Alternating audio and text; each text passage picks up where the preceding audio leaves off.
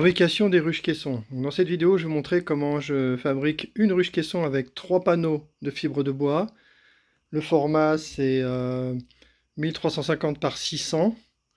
C'est du Steico Therm Dry à bord droit, c'est important. Il ne faut pas prendre des panneaux avec des languettes parce que ça complique tout. Il faut du bord droit. L'épaisseur c'est 4 cm. Donc j'ai 3 panneaux, avec un panneau, les 3 panneaux je vais les couper à 90 cm. Ensuite, un panneau, je vais le couper en deux, ça me fera 90 cm x 30 cm, c'est la largeur intérieure de la ruche. Et les deux autres panneaux, je vais les couper à 90 par 38, c'est-à-dire on a 30 plus 4 cm de chaque côté. Allez, je me lance. Alors, premier panneau, j'ai pris des mesures à 90 cm et j'utilise cette petite scie circulaire qui est très pratique. On pourrait prendre n'importe quelle scie circulaire ou même une scie sauteuse, c'est moins pratique la scie sauteuse. Ça marche très bien. Bon, la mienne là, elle est un peu bruyante, mais elle est vraiment très pratique. Donc là, j'ai tracé un trait, mais normalement, comme je vais en faire beaucoup des ruches, moi j'utiliserai un canevas. Mais là, pour être plus basique, je trace des traits sur les plaques. Pour cette construction uniquement. Avec le canevas, bien sûr, c'est encore plus simple. On fait glisser la scie le long du canevas, on n'a besoin de rien mesurer. Allez, c'est parti, je coupe cette plaque et les 3 autres.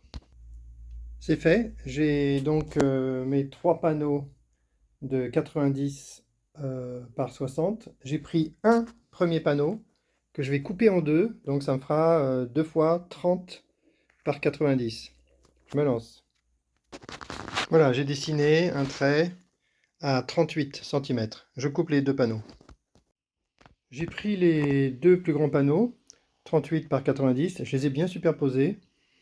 Et j'ai fait des croix pour percer les trous pour les chevilles, à 2 cm du bord, à 10 cm du bas, ensuite 35, à partir du haut 10 cm et 33 cm, c'est-à-dire au milieu des deux traits. Et j'ai fait pareil de l'autre côté. Donc maintenant je vais utiliser la perceuse pour faire les trous. Les chevilles que j'utilise font 12 mm de diamètre et 8 cm de longueur. Et la mèche que j'utilise, plutôt une mèche à bois, hein, fait un diamètre de 10 mm. Là, la longueur fait 9 cm, je vais avoir besoin de 8 cm. Donc là, je vais percer pas jusqu'au bout parce que je risque de défoncer en dessous. Donc je ne vais pas percer jusqu'au bout. Ensuite, je remplacerai les deux plaques, je mettrai la plaque du bas au-dessus et je recommencerai à percer pour que ce soit propre. Il faut faire attention à ne pas défoncer en dessous. Si on perce directement, on abîme la plaque. Donc attention, c'est parti. Voilà, je mets la perceuse comme ça et puis je vais percer jusqu'à une plaque et demie. Parti. Avant d'intervertir les deux plaques et de terminer les trous en bas, j'ai rajouté des marques pour les trous, pour les supports de barrettes. Donc ils se trouvent à 6 cm du bord, ça correspond à 4 cm pour l'épaisseur plus 2 cm. Donc à 65 du bas, 75 et 85. J'ai fait pareil de l'autre côté. Je perce les trous. Bon, c'est fait. Les trous, c'est avec la même mèche hein, de 10 mm de diamètre. Donc je remplace les deux panneaux, je mets le panneau du bas au-dessus et je termine les trous, tous les trous. Voilà, j'ai mis la plaque du bas au-dessus, j'ai bien aligné et je peux terminer les trous sur la plaque du dessus. Voilà, les trous sont terminés. Maintenant, je vais utiliser les petits panneaux. Dans un premier panneau, je vais découper un carré de 30 par 30 qui servira pour le plancher et un carré de 30 par 29 qui servira pour le toit en forme de lauze. Voilà. Et sur un autre panneau, je vais découper un carré de 38 par 38 pour faire l'autre partie du toit en lauze. Allez, je me lance. Voilà, j'ai dessiné les traits de coupe sur les deux panneaux et maintenant je découpe. Voilà, alors mon premier panneau de 30 par 30 va me servir de plancher, je mets de côté. Et l'autre panneau de 30 par 30, je l'ai diminué à 29 par 30. Je l'ai posé sur l'autre panneau de 38 par 38 et ça me servira de toit lauze, de toit en forme de lauze. Je le visserai tout à l'heure. Maintenant, je vais percer les trous de vol. Donc, je prends un petit panneau de avant qui fait 30 cm de large et 90. Et les trous sont à 20 cm, 50 cm et 75 cm. Pour les 20 cm, c'est le bas du trou. Attention. Allez, je vais faire les trous avec l'appareil avec une cloche. Je montre ça. J'ai commencé par percer un trou de part en part sur la plaque avec une mèche plutôt fine pour pas défoncer en dessous, ici et ici. Et maintenant, je vais utiliser la cloche. Voilà, c'est ça la cloche, hein, l'outil classique. Comme ma cloche n'est pas assez profonde, je le fais en deux fois, une fois par-dessus et une fois par-dessous. C'est pour ça que j'ai fait un trou pour traverser. Allez, je montre. Comme ça.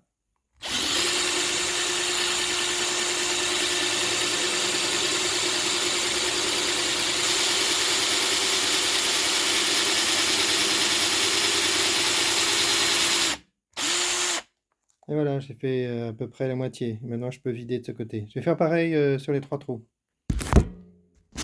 Voilà, c'est fait. Maintenant, j'ai le choix. Soit je retourne la plaque et je fais pareil de l'autre côté, soit je prends une perceuse et j'agrandis. Bon, je vais essayer avec, en retournant la plaque cette fois. En retournant la plaque, ça a parfaitement marché. On voit les trois trous de vol ici. Donc maintenant, je vais découper une porte ici, sur le bas, de 5 cm. Donc je vais couper à 20 cm et à 25. Je fais les traits et je coupe. Voilà. Voilà les deux traits que je vais couper maintenant avec la scie. Résultat, pour que la porte soit plus facile à replacer, je vais découper un demi-centimètre sur toute la longueur. Voilà le trait de coupe ici. Je coupe tout de suite. J'ai terminé avec les découpes et les trous. Je peux commencer à assembler ma ruche. Donc j'ai mis les deux panneaux de côté qui font 38, je les ai mis à plat. J'ai mis le panneau du fond qui est un panneau 30 par 90. Je les ai bien alignés et maintenant je vais utiliser la perceuse pour percer ici aux 4 trous pour traverser jusqu'au panneau de 80 là. Et grâce à ma mèche de 8 cm, 8-9 cm, ça va être parfait. Allez, je vous montre ça. Voilà, donc j'ai pris donc la mèche de 10 mm comme au début. J'ai plus qu'à faire ça, traverser et percer jusqu'au fond. Et ensuite, je fais ça sur les 4 trous. Allez, je me lance.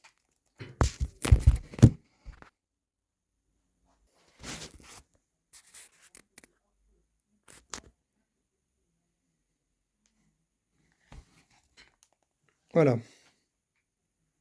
Je montre comme ça rapidement.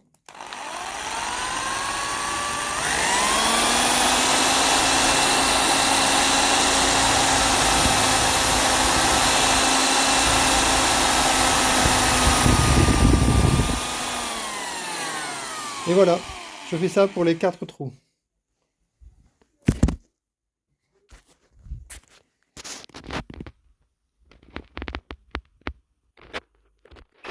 Alors c'est une nouveauté, j'ai fabriqué de la colle spéciale, de la colle à bois maison. Donc c'est moitié du lait, moitié de la farine, on mélange, on met quelques gouttes de vinaigre balsamique et ça est censé marcher. L'aspect n'est pas terrible, donc bah, je vais me lancer, hein, on va essayer. Donc je vais remplir les trous, je vais décaler ici. Là je vais décaler, je vais nettoyer les trous avec les chevilles et je vais verser la colle dans tous les trous. Alors, je montre comment je nettoie les trous hein, avec les chevilles comme ça, pour que la colle descende bien à l'intérieur. Ben après on va voir ce que ça donne, hein. Je suis pas sûr que ça va être très joli à regarder, on va voir. C'est une première ça. D'habitude je prenais de la colle achetée, pas sûr qu'elle n'était pas toxique. Donc là par contre, je suis pas sûr que ça va coller, mais je suis sûr que ce sera pas toxique. Allez, on va voir ça. Franchement là c'est une première, hein. J'aurais voulu que ce soit liquide, pour que ça coule facilement au fond. Enfin ça va aller, je pense que ça va aller. Ça va marcher quand même. Allez, je fais ça avec tous les trous, et ensuite je mettrai les chevilles. Voilà ce que ça donne. Je remets la plaque au-dessus et je vais mettre les chevilles.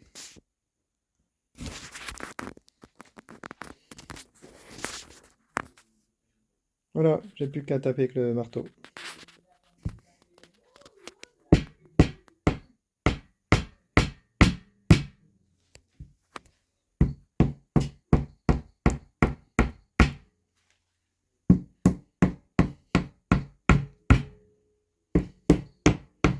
Donc là, on voit qu'on est complètement écolo, hein. On est totalement écolo. La colle est faite maison. Bon, on verra si ça marche. La peinture, c'est la peinture suédoise. Totalement écolo. Avec de l'ocre, de l'huile de lin, puis tout petit peu de savon, des sulfates de fer. Donc tout ça, c'est complètement bon pour la planète. Et le troisième truc qu'on a, c'est que toutes les chutes de fibres de bois, on va les utiliser pour mettre en bas de la ruche. Pour isoler le bas de la ruche, il y a 20 cm par 30 par 30 qui va être rempli de fibres de bois. Donc on n'a vraiment aucun gâchis. On est au top. Allez, pause. Ben voilà, j'ai fait ce côté, je vais retourner la ruche et je vais faire la même chose de l'autre côté. J'ai terminé l'autre côté, maintenant je vais assembler le panneau de devant avec les trous de vol. Donc je vais le positionner en haut et je vais faire la même chose. Voilà, je l'ai bien ajusté. J'ai fait attention de mettre le trou de vol correct en haut. Et maintenant, ben, je vais faire pareil, hein. Je vais percer ici la deuxième plaque avec mes guides. Et ensuite, je vais mettre les chevilles. Voilà, terminé pour ce côté. Je fais la même chose de l'autre côté. Bon, finalement, avant de faire l'autre côté, je mets la partie basse là, le petit panneau qui est ici, avec la porte qu'on voit là. Je l'installe tout de suite. J'ai juste un trou à faire ici, hein.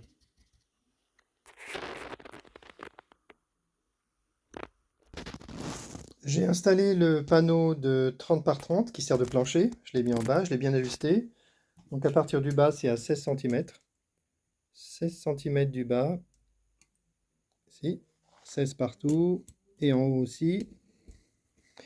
Et je vais faire deux trous ici, que j'aurais pu faire au départ d'ailleurs. Je le noterai pour une prochaine fois. Donc je vais faire deux trous pour deux chevilles. Les trous seront à 16 plus 2. Seront à 16 plus 2 et 10 cm du bord. Allez, je le fais. Voilà. À 18 cm du bas et 10 cm du bord. Je les perce.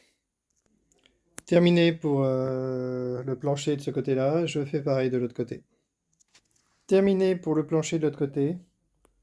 Je peux mettre maintenant la partie basse ici.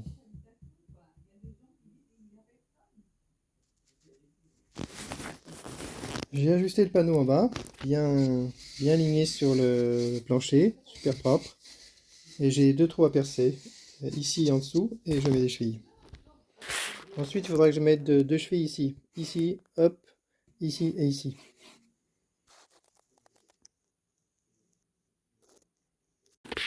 Voilà, voilà, j'ai fait deux marques à 2 cm. 2 cm du plancher et 10 cm depuis le côté. J'en ai fait deux, je fais des trous et je mets deux chevilles. La ruche est terminée, voilà à quoi ça ressemble. Maintenant, il me reste à la retourner et à remplir la base 30 par 30 par 20 par 16 cm. Je vais remplir ça de chutes. On a beaucoup de chutes et on ne perd rien, on réutilise tout. On découpe des morceaux et on les met à l'intérieur. C'est ce que je vais faire probablement maintenant. Voilà la cavité que je dois remplir. Je vais découper des morceaux et remplir. Bon, l'intérêt de remplir, c'est que ça fait une isolation énorme par rapport au sol. Ça permet aussi un contact avec le sol et on va profiter de l'inertie thermique du sol. La ruche est posée directement au sol. Ensuite, on mettra une semelle hein, pour protéger parce que c'est fragile la fibre de bois. Voilà, j'ai terminé. J'ai complètement rempli, j'ai récupéré toutes les chutes qui traînaient, je les ai casées. Et voilà le dernier morceau. Voilà, c'est complètement rempli. 20 cm x 30, 16, ouais, 16 x 30 x 30, c'est super isolé. J'ai plus que, ben voilà, je vais le laisser comme ça. Et maintenant, la prochaine étape, c'est la peinture. C'est terminé. Je pense que je la peindrai demain matin. Allez, c'est bon. Ben voilà, c'est la construction complète d'une ruche. À partir de 3 panneaux. Là, j'ai récupéré une dizaine de panneaux.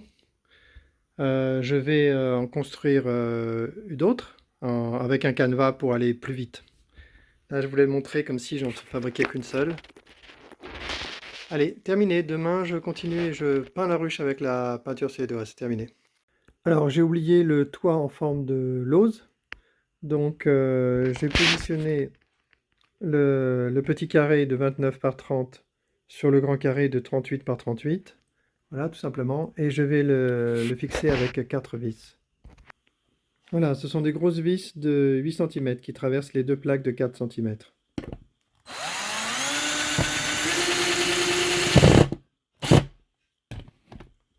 Je fais pareil avec les 3 autres vis.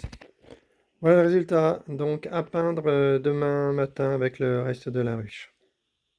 Allez, je commence tout de suite. Donc là j'ai ma gamelle de peinture.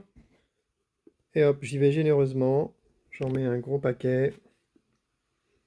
C'est presque plus un enduit qu'une peinture, hein. Donc j'en mets vraiment beaucoup. Là je commence à avoir l'habitude.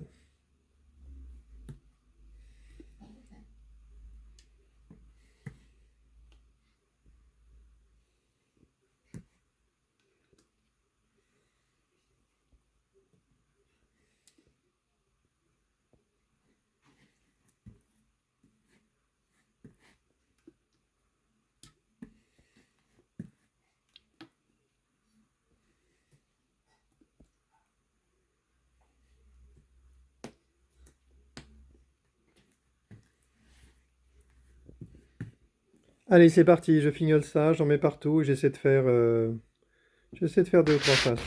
C'est parti. Donc le lendemain matin, ça a bien séché, il me reste une face. Il me reste une face à peindre. Allez, je m'en occupe maintenant. Et ensuite, je m'occuperai des barrettes. Bon, hier, j'avais bien peint le toit, d'ailleurs. Oui, le toit en forme de lose, d'ailleurs. Il me manque cette face à peindre. Je m'en occupe aussi. Alors maintenant, je dois faire des supports de barrettes et des barrettes. Je fais ça avec des tiges comme ça, je sais pas comment ça s'appelle, que j'achète à Leroy Merlin. Chaque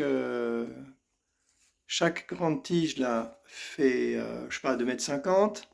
C'est du 1 cm par 1 cm. Et moi, je coupe des longueurs 38 cm pour faire des supports de barrettes et 29 cm pour faire des barrettes. C'est pas compliqué, hein.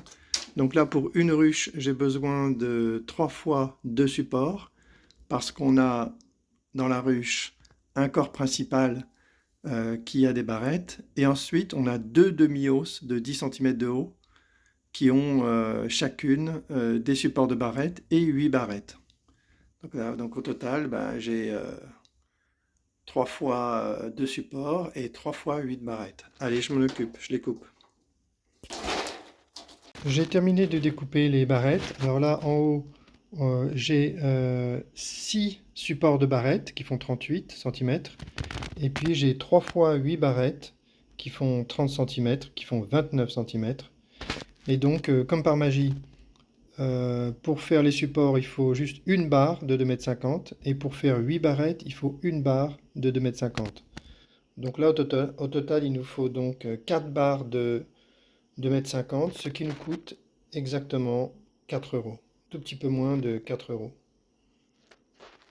C'est terminé pour les barrettes. Je montrerai comment je monte les supports de barrettes. C'est très simple, on les glisse dans les trous qu'on a fait. Maintenant, je vais faire la semelle qui protège le dessous de la ruche. La fibre de bois, c'est plutôt fragile, donc il faut mettre une semelle. Donc j'utilise des lattes de parquet flottant. C'est très résistant, hein.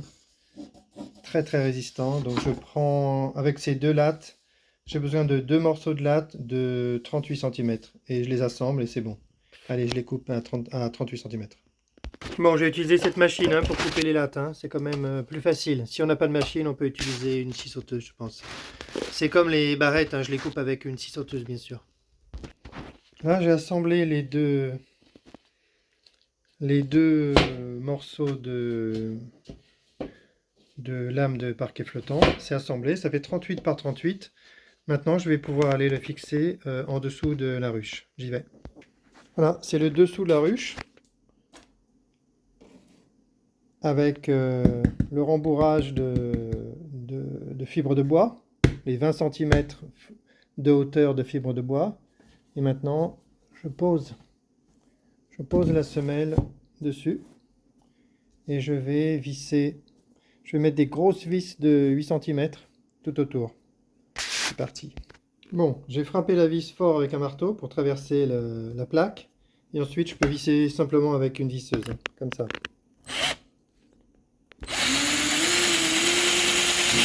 Voilà, là, je fais ça avec les autres vis.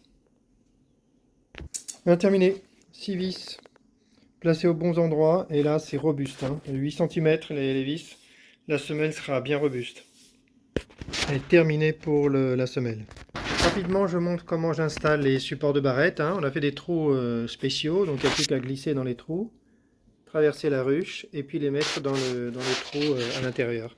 Allez, je le fais. Voilà, c'est les barrettes, les deux supports sont mis à l'intérieur, on voit où c'est. Maintenant, bon, juste pour faire joli, je vais mettre les barrettes pour montrer comment c'est. Voilà, les 8 barrettes de 29 cm sont posées. On pourrait rajouter la toile de jute. Et puis, ce serait quasiment terminé, je crois. Alors, je n'installe pas les supports de barrette pour la demi-hausse qui est là et la deuxième demi-hausse qui est là. Je préfère le faire plus tard. C'est facile à mettre, à enlever. Je préfère le faire plus tard parce que je trouve que c'est important d'enrucher dans la partie basse plutôt que d'occuper tout de suite la hausse. Allez, pause. Là, on voit que j'ai ajouté 2 carrés de toile de jute. Je les ai coupés à 30 x 35 pour avoir un petit peu de... que ça rebique un peu sur les côtés, ça empêche les abeilles de passer. Je mets 2 épaisseurs pour avoir une certaine opacité. Bon ben voilà pour ça. Je pense que je vais rajouter, c'est un peu nouveau en fait, mais je vais rajouter un... Donc ça c'est des couvre-barrettes avec de la toile de jute. Et je vais rajouter encore un couvre-barrette sous forme d'un panneau de 30 par 30. Je vais faire ça, c'est nouveau. Voilà, la nouvelle idée. J'ai confectionné un panneau de 29,5 par 29,5 pour avoir une chance de le mettre dans la ruche. J'ai mis un trou au milieu, façon trou de vol, et je le glisse dans la hausse. Voilà, ça s'ajuste parfaitement, c'est super. Je le mets jusqu'en bas, et voilà. Ça, c'est un couvre-barrette au-dessus de la toile de jute. C'est le top, franchement c'est le top. Voilà, donc là j'ai une séparation totale entre le corps et la hausse. La hausse va servir de hausse au printemps, dès le mois d'avril, on va dire, mars-avril, dès que les abeilles repartent. Ensuite, ça servira de piège à frelons. Donc ça, c'est une qualité. Je vais mettre encore, quand je vais vouloir isoler totalement, je mettrai une deuxième plaque. Donc là, ça peut servir de nourrisseur. Donc on voit pourquoi il y a un trou pour accéder aux abeilles, pour laisser les abeilles accéder aux nourrisseurs. Mais nourrisseurs, ce sera plutôt en hiver, je dirais. En automne, cet espace-là, il y aura une deuxième plaque de 4 cm pour une séparation totale, y compris des odeurs. Et ça, là, ce truc en haut, ça sera un piège à frelons. Donc les frelons vont se pointer devant le trou de vol. Ils vont rentrer, il y aura un entonnoir qui sera mis là. Et les frelons ne pourront pas ressortir. Ça va être un carnage pour les frelons. Donc voilà, j'ai terminé cette partie-là. C'est une nouveauté, cette plaque. J'y avais pensé, mais c'est la première fois que je le fais. Allez. Donc à l'intérieur de la hausse, j'ai stocké mes barrettes et mes supports de barrettes. Je mets le toile hausse dessus.